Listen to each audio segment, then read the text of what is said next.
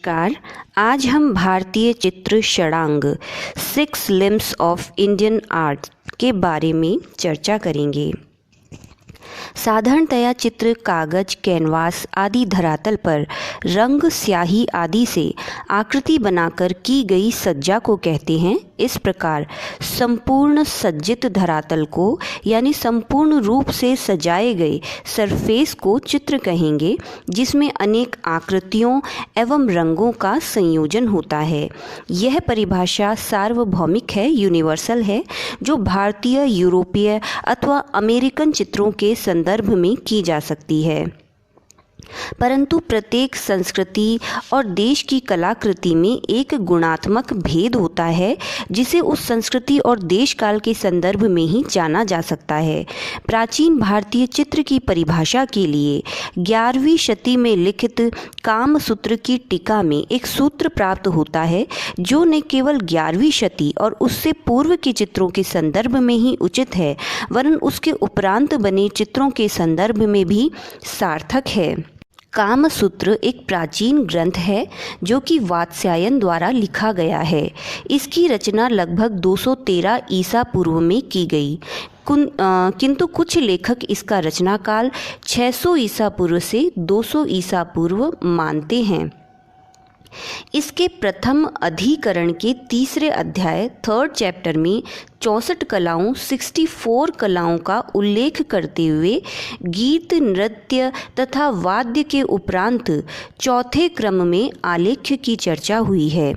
जयपुर नरेश जय सिंह प्रथम की सभा के राज पुरोहित पंडित यशोधर ने 11वीं शताब्दी में कामसूत्र की टीका जय मंगला के नाम से प्रस्तुत की। कामसूत्र के प्रथम अधिकरण के तीसरे अध्याय की टीका करते हुए यशोधर ने 64 कलाओं का वर्णन करते हुए चौथे स्थान पर आलेख्य या शिल्प के 6 अंग बताए, जिनका वर्णन उन्होंने निम्न श्लोक में किया है। रूप भेदा प्रमाणानि भाव लावण्य योजनम सादृश्य वर्णिका भंग इति चित्र षडंगकम। रूप भेद यानी दृष्टि का ज्ञान, प्रमाण ठीक अनुपात, नाप तथा बनावट, भाव अर्थात आकृतियों में दर्शक को चित्रकार के हृदय की भावना दिखाई दे, और लावण्य योजना कलात्मकता तथा सौंदर्य का समावेश, सादृश्य अर्थात देखे हुए रूपों के समान आकृति, वर्णिका भंग अर्थात रंगों तथा तुलिका के प्रयोग में कलात्मकता। इन्हें ही पंडित यशोधर ने इस श्लोक में व्यक्त किया है। 20वीं शती में अवनींद्रनाथ टैगोर ने कामसूत्र के षडंग की व्याख्या का प्रयत्न किया। भारतीय शिल्प के षडंग पर इनके द्वारा लिखित निबंधावली 1921 में भारती नामक पत्रिका में प्रकाशित हुई। The Indian society of oriental art Calcutta के द्वारा 1921 में इसका अंग्रेजी अनुवाद षडांग और द 6 लिम्स ऑफ पेंटिंग शीर्षक से प्रकाशित हुआ। अवनींद्र ने भारत शिल्प के षडंग का सविस्तार विवेचन अपनी बागेश्वरी शिल्प प्रबंधावली में भी प्रस्तुत किया है। चीन के चित्राचार्य श्री हो, जो कि 479 ईस्वी से 571 ईस्वी में थे, ने चित्र रचना के जो चीनी षडंग निर्धारित किए, वे मूलतः भारतीय षडंग पर आधारित हैं। चीन में 300 ईस्वी में अमिताभ बुद्ध की प्रतिमा सर्वप्रथम ताईकुसी ने बनाई, जिससे स्पष्ट है कि शी हो से पूर्व ही चीन में भारतीय शिल्प परंपरा और चित्र के षडंग पहुंच चुके थे। हमारे 2 हाथ, 2 पैरों, सिर व धड़ को मिलाकर कुल 6 अंगों की तरह कला को भी 6 शक्तिशाली अंग प्रदान करके षडंग निश्चित हुए हैं। कुल मिलाकर भारतीय षडंग चित्र की एक भारतीय परिभाषा है। सबसे पहले हम रूप भेद के बारे में चर्चा करेंगे। रूप भेद, the knowledge of looks and appearance. रूप का अर्थ है शारीरिक मानसिक आकृति और भेद का अर्थ है उनमें अंतर, अर्थात रूप और उनमें भेद अंतर। जब हम कोई दृश्य बनाते हैं जिसमें 4 या 5 स्त्रियां हों, जैसे वो पनघट का दृश्य हो सकता है, तो उन चारों और पांचों स्त्रियों की आकृतियां बिल्कुल एक सी नहीं बनानी होती है। जैसे प्रकृति ने भी हर किसी प्राणी में कुछ न कुछ अंतर किया है, ऐसे ही जब हम चित्र बनाते हैं तो उसमें चित्र में बनाई गई हर एक आकृति में हमें कुछ अंतर करना होता है, हर एक के रूप में कुछ भेद करना होता है। अवनींद्रनाथ टैगोर ने अन्य 5 अंगों को माला के दाने और रूप भेद को सुमेरु माना है और इसे सर्वाधिक महत्व प्रदान किया है। जब कोई व्यक्ति जप करता है तो जो माला होती है उसमें जिस मनके से वह जप करना शुरू करता है और उसी मनके पर आकर वह जप खत्म होता है, तो उस मनके को सुमेरु बोला जाता है। और अवनींद्रनाथ टैगोर ने रूप भेद को उसी सुमेरु के समान माना है और यह कहकर उन्होंने रूप भेद को सर्वाधिक महत्व प्रदान किया है। अवनींद्रनाथ टैगोर के अनुसार पहल रूप से आँखों का परिचय होता है, यानी कोई भी रूप है या आकार है उसको सबसे पहले हम आँखों से देखते हैं और धीरे धीरे उसका आत्मा से परिचय होता है। यही अवनींद्रनाथ टैगोर के अनुसार रूप भेद की प्रारंभिक और अंतिम बात है। अवनींद्रनाथ ने महाभारत का उदाहरण देते हुए 16 प्रकार के रूप गिनाए हैं। साहित्य में सात्विक, राजसिक और तामसिक 3 प्रकार के रूप बताए गए हैं। सात्विक जो एकदम सात्विक जीवन व्यतीत करते हैं, साधु सन्यासी होते हैं, और राजसिक जो भोग विलास में लिप्त रहते हैं, और तामसिक जो कि राक्षसी प्रवृत्ति वाले होते हैं। इस प्रकार के 3 प्रकार के रूप होते हैं जो साहित्य में बताए गए हैं। अतः रूप भेद के 2 आशय हो सकते हैं, 2 अर्थ हो सकते हैं। पहला, कलाकृति को एक रस्ता से बचाना। एक रस्ता, जब एक जैसी आकृतियाँ होती हैं, आकृतियों में किसी प्रकार का कोई अंतर नहीं होता है। जैसा कि मैंने ऊपर बताया है कि अगर हम 4 स्त्रियाँ बनाएंगे और चारों को एकदम एक जैसा बना देंगे तो उसमें एक रस्ता आ जाएगी, एक प्रकार की बोरियत हो जाएगी। तो इसलिए उनमें सभी आकृतियों में कुछ अंतर होना चाहिए, उनके वस्त्रों में अंतर होना चाहिए, उनके रूप में अंतर होना चाहिए, जिससे कि कलाकृति में एक रास्ता से कलाकृति को बचाया जा सकता है। दूसरा, भावाभिव्यक्ति के लिए बनाई गई विभिन्न आकृतियों में अंतर अथवा भेद होना।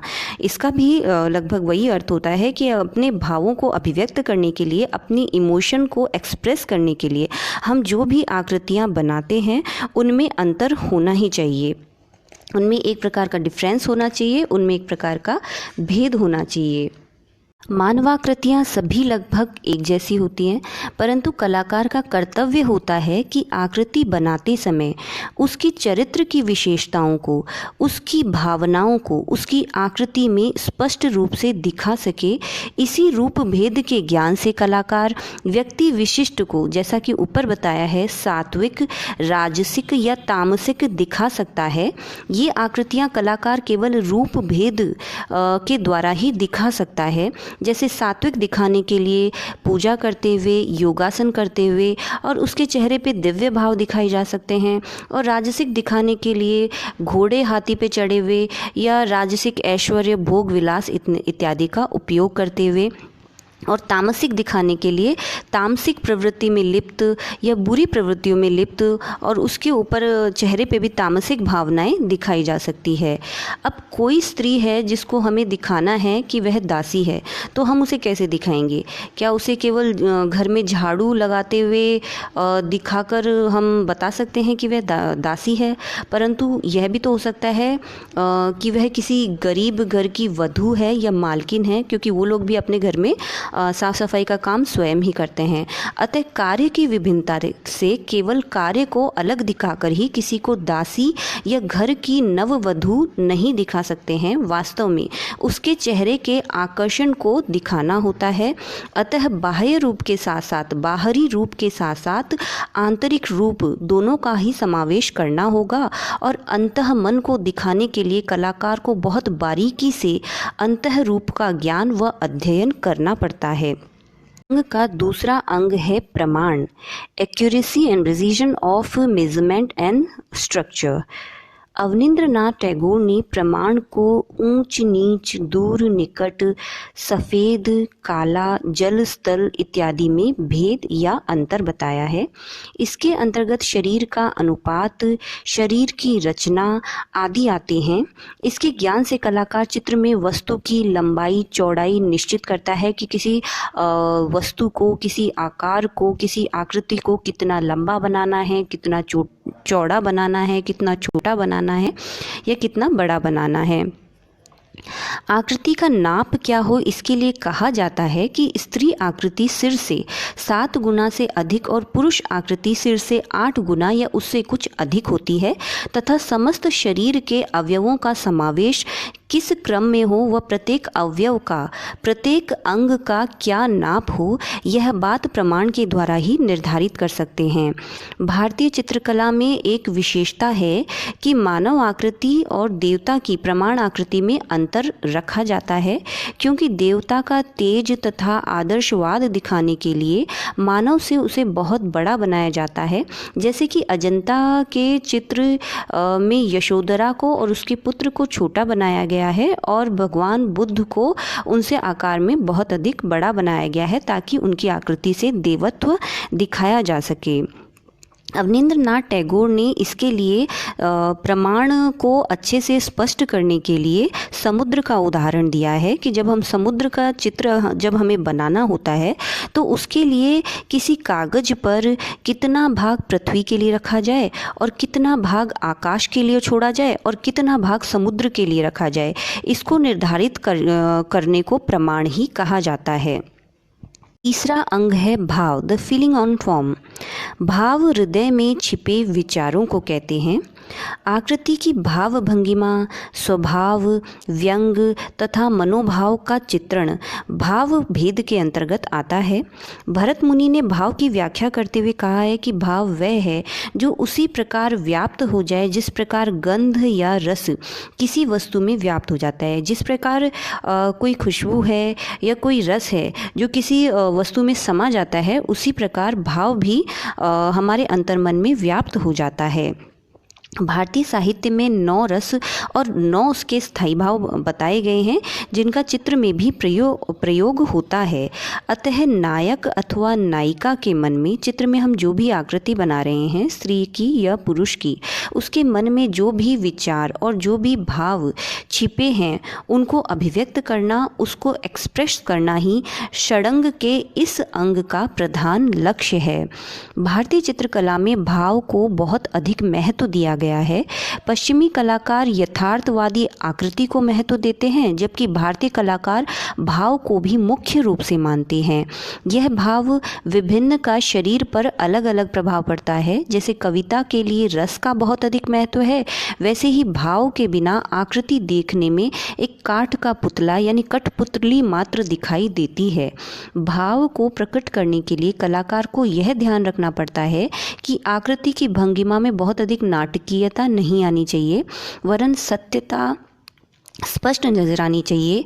भाव अनेक प्रकार के होते हैं, लेकिन उनको मुख्य रूप से 2 भागों में विभक्त किया गया है। सुखपूर्ण भाव, इसके अंतर्गत हर्ष, आनंद, उत्साह, प्रसन्नता, परिहास, व्यंग आदि आते हैं, और दुखपूर्ण भाव, इसके अंतर्गत विषाद, क्रोध, करुणा आदि प्रकार के भाव आते हैं, जिनको की चित्र में मुख्य रूप से दर्शाया जाता है। षडांग का चौथा अंग है लावण्य, blending grace in an artistic representation. भाव का संबंध जहां आंतरिक भावना से है, वहीं लावण्य गुण से ही चित्र देखने में सुंदर लगता है। यानी भाव का संबंध तो हमारे इमोशन से है, लेकिन लावण्य का संबंध ब्यूटी से है, और लावण्य के कारण ही चित्र देखने में सुंदर लगता है। दर्शक चित्र की ओर आकर्षित होता है और उसके नेत्रों को एक बहुत ही सुखद अनुभूति होती है। यदि चित्र में लावण्य नहीं है तो चित्र के रसास्वादन में या चित्र को फील करने में हमें बाधा उत्पन्न होगी। चित्र यदि लावण्य विहीन है, चित्र में अगर लावण्य नहीं है, तो दर्शक उस तक जाने की कोशिश ही नहीं करेगा। जैसे कि अगर एक फूल बहुत ही सुगंध युक्त है, उसमें बहुत अच्छी खुशबू है, लेकिन वो सुंदर नहीं है, तो कोई उसके पास जाने की कोशिश ही नहीं करता है। इसी प्रकार अगर कोई चित्र भी सुंदर नहीं है तो दर्शक उसकी ओर आकर्षित नहीं होता, उसके पास नहीं जाता है। तो लावण्य गुण के कारण ही जो लावण्य गुण ही है जो चित्र को सुंदरता प्रदान करता है। लवण का एक अर्थ नमक भी होता है। जिस प्रकार नमक के कम या ज़्यादा होने से खाने में फीकापन या कड़वाहट आ जाती है, उसी प्रकार लावण्य के कम या ज़्यादा होने से चित्र की सुंदरता में कमी हो जाती है। अतः चित्र में लावण्य उतना ही होना चाहिए जितना कि चित्र के लिए ज़रूरी है, एकदम सही अनुपात में होना चाहिए। सादृश्य अर्थात रिसेम्बलेंस अर्थात अनुरूपता। जिस भी व्यक्ति का चित्र बनाया जाए देखने में वह व्यक्ति वही लगे। जैसे हमने अशोक या अकबर का चित्र बनाया है तो वह अशोक या अकबर का ही चित्र लगे, वह औरंगजेब का चित्र न लगे। कहने का अर्थ यह है कि देखने वाले को किसी भी प्रकार की दुविधा न हो, किसी भी प्रकार का कन्फ्यूज़न न हो, इसलिए सादृश्य का ज्ञान बहुत ही आवश्यक है।